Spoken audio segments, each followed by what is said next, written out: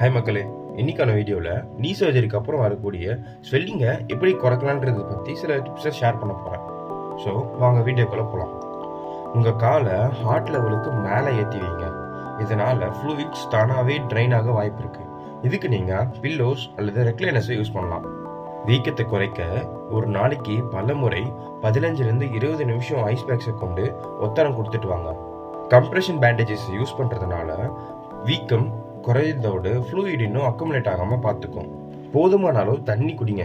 இதனால் உங்கள் பாடியில் இருக்கக்கூடிய எக்ஸஸ் ஃப்ளூயிட்ஸ் எல்லாம் ரிமூவ் ஆயிரும். விரைவில் குணமாகணும்னா உங்களுக்கு கொடுக்கப்பட்டிருக்க மருந்துகளை கரெக்டாக எடுத்துட்டு சரியான எக்ஸசைஸ் பண்ணிட்டு வந்தாலே போதும். ஞாபகம் வச்சுக்கோங்க, இவை அனைத்தையுமே கன்சிஸ்டண்ட்டாக ஃபாலோ பண்ணால் மட்டுமே உங்களுக்கு ஸ்மூத்தான ரெக்கவரி அமையும்.